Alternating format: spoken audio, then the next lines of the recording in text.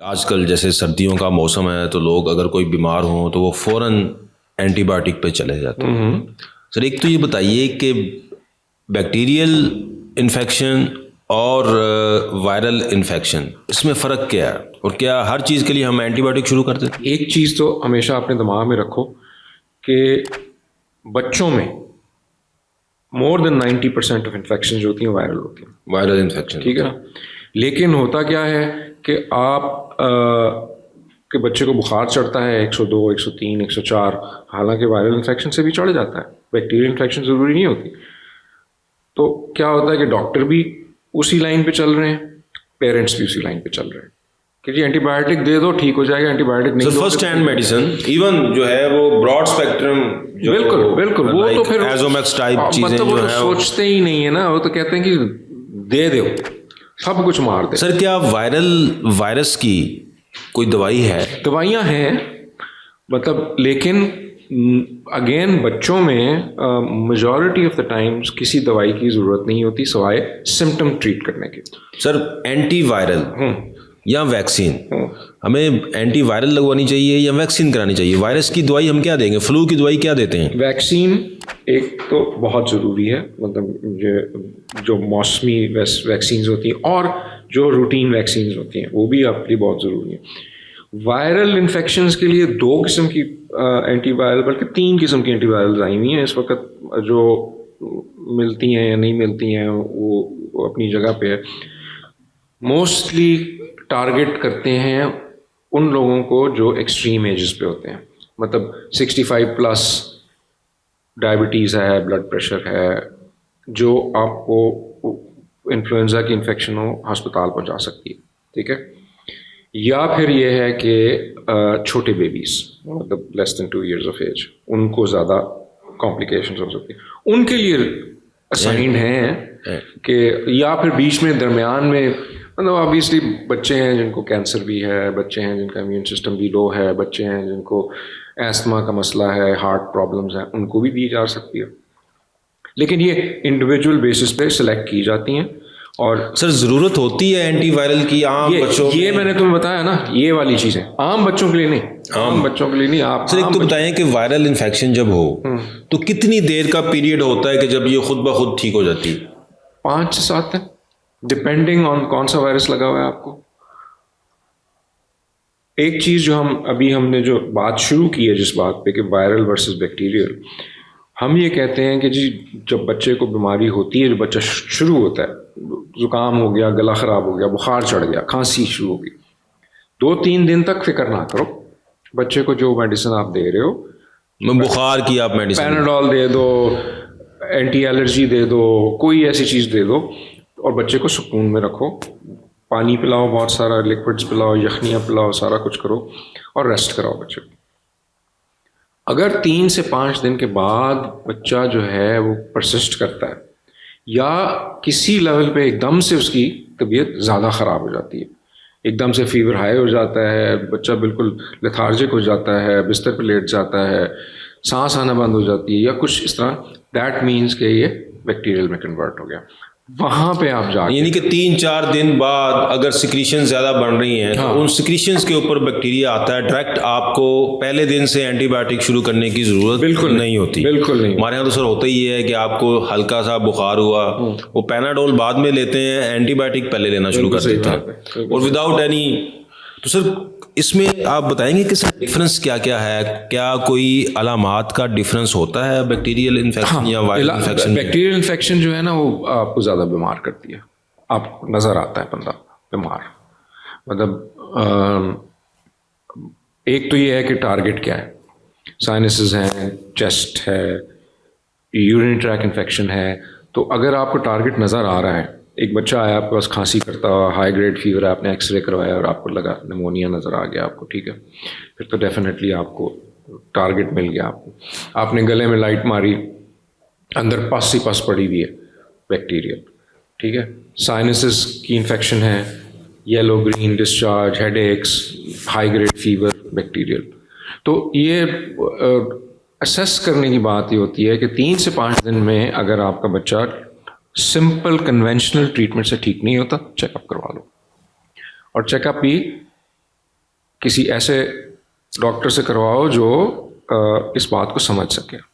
ये नहीं है कि अब ये एक बड़ी चीज़ जो मेरी प्रैक्टिस में मेरी बहस होती है अपने पेशेंट्स के साथ कि सर उसको तो फीवर था तो उन्होंने कहा कि एंटीबायोटिक दे देंगे। मैंने कहा फीवर तो हर चीज़ में होता है, फीवर तो वायरल इन्फेक्शन में भी होता है। अच्छा सर, इसमें अगर आपको ना आपका गला ख़राब है, ना पेट ख़राब है, ना नाक से पानी बह रहा है और फिर भी हाई ग्रेड फीवर है, तो इसको हम किस पिक्चर में देखेंगे? उसमें आपकी ऐसी इन्फेक्शंस आ जाती हैं जो मैंने तुम्हें पहले कहा था कि जो हिडन होती हैं, वो ना आपके नाक को, ना गले को, ना पेट को ख़राब करेंगी, वो सीधी जाएंगी आपके ब्लड स्ट्रीम में जाके आपके या लिवर को इफेक्ट करेंगी या आपके हार्ट को इफेक्ट करेंगी या किडनीज को इफेक्ट। उस जगह पे आपको ब्लड टेस्ट करवाना होता है, ठीक है। अब आप जॉन्डिस, हेपेटाइटिस, कोई सिम्टम नहीं होता ना, वॉमिटिंग होगी ज़्यादा, लॉस ऑफ एपेटाइट होगी, ठीक है, वो अदरवाइज हाई ग्रेड फीवर, और फिर 4-5 दिन बाद आपका रंग पीला होना शुरू हो जाएगा, right. So blood test, typhoid है, high grade fever, nothing else. पेट में दर्द हो सकता है, पेट खराब हो सकता है, कॉन्स्टिपेशन भी हो सकती है, लेकिन lot of time just fever, कुछ भी नहीं होता, जस्ट फीवर है, जस्ट फीवर। तो और फिर डेंगी कितना कॉमन है, उसमें भी कुछ नहीं होता। तो सर टाइफाइड वायरल है या बैक्टीरिया?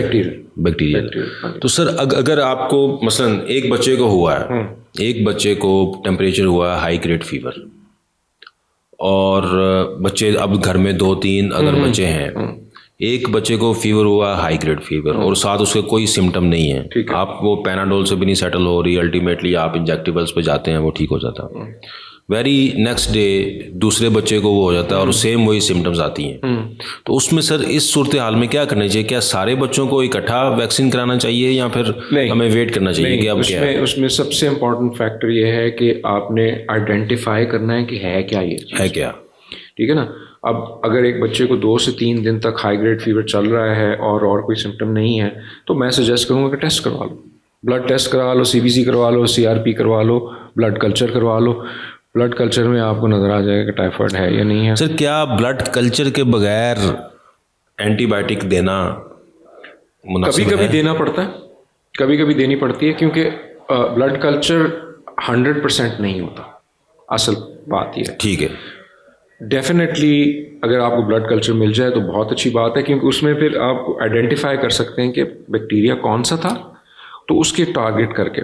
लेकिन समटाइम्स क्या होता है, अब जैसे अगर आपको साइनस इन्फेक्शन हुई, आपको बुरा हेडेक है और 4-5 दिन गुजर गए हैं और आप ठीक नहीं हो रहे हैं और येलो ग्रीन नेजल डिस्चार्ज हो रहा है and all that kind of stuff and everything, उसमें हमें बैक्टीरिया नहीं आइडेंटिफाई होगा, तो फिर हम ये कहेंगे कि जी अच्छा, इस एरिया के लिए जो प्रॉपर एंटीबायोटिक हम वो स्टार्ट कर देते हैं, ठीक है। इस तरह सर ये तो सोच है हमारे यहाँ बहुत कम है। हमारे यहाँ तो एक दिन में वो देखते हैं कि एक दिन में फीवर कम नहीं हुआ तो नेक्स्ट डे या डॉक्टर बदल लेते हैं या दवाई बदल लेते हैं। बिल्कुल सही बात, कि जी एक डोज से आराम आना चाहिए, जो पाकिस्तान का कल्चर है, जो कल्चर है। तो सर अगर वायरल इन्फेक्शन है तो कितने दिन बाद आप, क्योंकि एंटी वायरल तो हम देते नहीं, तो कितने दिन बाद आप एंटी बैक्टीरियल जो है वो शुरू कर सकते हैं? मैं तो नहीं करूँगा। क्या एहतियातन शुरू करनी चाहिए? नहीं, मैं तो नहीं करूँगा अनलेस मेरे पास कोई सिम्टम ना हो। सिम्टम और दूसरा प्रूफ, ब्लड टेस्ट, सिम्टम मुझे, जिस तरह मैंने अभी पहले कहा कि इंडिकेशन कि बच्चा आया बीमार था, खांसी थी, बुखार था, मैंने चेस्ट एक्सरे करवाया, चेस्ट एक्सरे में निमोनिया निकल आया, एंटीबायोटिक। लेकिन अगर मेरे पास कोई प्रूफ नहीं है या सिम्टम्स मुझे कुछ तरफ गाइड नहीं करते तो मैं नहीं दूंगा एंटीबायोटिक। अच्छा सर, एक इसमें जो एक क्वेश्चन है तो थोड़ा मेडिकल टेक्निकल क्वेश्चन है कि क्या एरिया वाइज हमें gram positive gram negative antibiotic mostly यही हैं, या ग्राम पॉजिटिव हैं या ग्राम नेगेटिव हैं या फिर ब्रॉड स्पेक्ट्रम है? तो मैं जो चाह रहा था कि हमारी जो ऑडियंस है जो डायरेक्ट ब्रॉड स्पेक्ट्रम शुरू कर देती हैं, जो कि बाद में बड़ा लीथल साबित होता है कि आपको हॉस्पिटल में जाते हैं तो आपके ऊपर कोई दवाई असर नहीं करती। तो अगर कोई, क्योंकि हमारे लोगों ने बात तो आना नहीं, तो मिनिमम आप क्या सजेस्ट करेंगे कि क्या ग्राम पॉजिटिव से शुरू करें, ग्राम नेगेटिव से शुरू करें? क्या कोई एरिया वाइज डिस्ट्रीब्यूशन है इसकी? अब ये बड़ी आगे जो आपने कही कि टेक्निकल बात है, ग्राम पॉजिटिव की यूजुअली इन्फेक्शंस जो होती हैं, ग्राम पॉजिटिव रेस्पिरेटरी, लंग्स, ये ज़्यादातर, यानी कि अगर आपका हेड और चेस्ट खराब है तो आप ग्राम पॉजिटिव का कवर दें। हालांकि उसमें ग्राम नेगेटिव भी आ जाते हैं, ऐसी बात नहीं है, लेकिन मोस्टली यही है। मोस्टली हम टारगेट, जब हम upper respiratory tract infection, skin की इन्फेक्शन ग्राम पॉजिटिव, तो ये जो आपको एब्सेसिस बनती हैं या बॉयल्स बनते हैं, उनके लिए ग्राम पॉजिटिव की ट्रीटमेंट होती है। ग्राम नेगेटिव जो है ना, वो ज़्यादा गट बैक्टीरिया होता है। अब ये बैक्टीरिया रहता कहाँ है, उसको सोचना पड़ेगा। अब ये थोड़ा टेक्निकल हो जाएगी कि जो बैक्टीरिया ग्राम पॉजिटिव वाले जो इन्फेक्शन करने वाले होते हैं ना, वो रेस्पिरेटरी ट्रैक में रहते हैं। आपकी मतलब मेरा भी हो सकता है, आपके भी हो सकता है, ज़रूरी नहीं है कि इन्फेक्शन हो, वो कॉलोनाइज कर रहे होते हैं। गट्स जो है आपकी, पेट जो है आपका, उसमें ग्राम नेगेटिव रहते हैं। तो फिर आपको यूटीआई हो, मतलब यूरिनरी ट्रैक इन्फेक्शन हो, या आपका पेट खराब हो, या आपको टाइफॉइड हो, ये ग्राम नेगेटिव्स करते हैं। तो थोड़ा एरिया वाइज अगर तुम देखो तो रेस्पिरेटरी ट्रैक जो है मोस्टली ग्राम पॉजिटिव की जिम्मेदारी है, और जो पेट है वो ग्राम नेगेटिव्स की जिम्मेदारी है, और यूटीआई। बहुत शुक्रिया सर, थैंक यू।